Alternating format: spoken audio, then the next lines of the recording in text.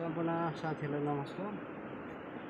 यो अलैँची, यो कालो सुन, यो सुकाउनुलाई सजिलो छैन, यो रोप्नु पनि सजिलो छैन, गोड्नु सजिलो छैन, टिप्नु सजिलो छैन। यो यसरी काँचो छ, यसरी भड्डिहाल्नुपर्छ, यसरी सुकाउनुपर्छ हैन।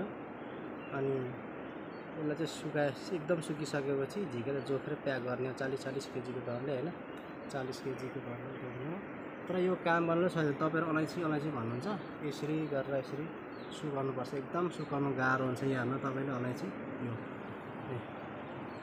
यो अलैँची हो हैन, सुकाउनुलाई धेरै गाह्रो हुन्छ यो हैन। यो चाहिँ धेरै गाह्रो छ कि अलैँचीको काम गर्नु जस्तो गाह्रो केही छैन। अब मान्छेले देख्दाखेरि सजिलो लाग्छ हैन, तर एकदमै गाह्रो। यस्तो भट्टी बनाउनुपर्छ यहाँनेरि। तपाईलाई म घुमी यो भट्टी देखाउँछु यहाँनेरि। यो धेरै गाह्रो छ।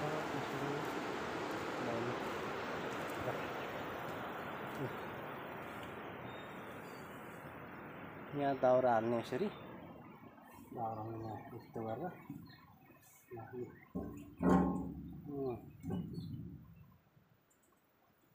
तपाईँले भित्र देख्नु भयो होला।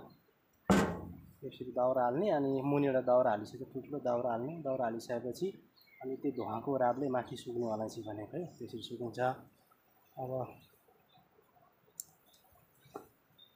ए बा, के निद्रा भयो छैन? अलैँची सुकाएर निद्रा गएको छैन, रातभरि सुत्नु पाउँदैन। आधी घन्टा उठेर अलैँचीको काम गर्नुपर्छ। अब यतापट्टि पनि अलैँची छ, यसरी छोडाएर पुरै यसरी फाल्नुपर्छ। यो यस्तो हात ठेला उठ्छ क्या यहाँनेरि। यस्तो कमाउनु गाह्रो छ हैन। विदेश पनि गाह्रो छ, नेपाल पनि गाह्रो छ। त्यसै गरेर अलैँची बारी, यतापट्टि अलैँची बारी। यो कालो सुन भनिन्छ, तर यसलाई काम गर्नुलाई चाहिँ धेरै गाह्रो पर्छ हैन, धेरै साह्रो पर्छ।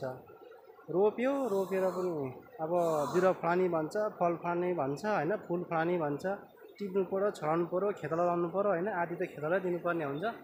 अनि समस्या धेरै छ। सबै ठाउँ किसानहरूको आफ्नो समस्या हैन।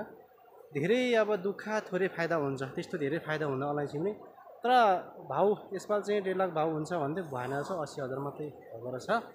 ल सम्पूर्ण साथीहरूलाई नमस्कार भन्न चाहन्छु। मेरो युट्युब च्यानलमा यो भिडियो हेरेर सब्सक्राइब गरिदिनु होला, धन्यवाद है त।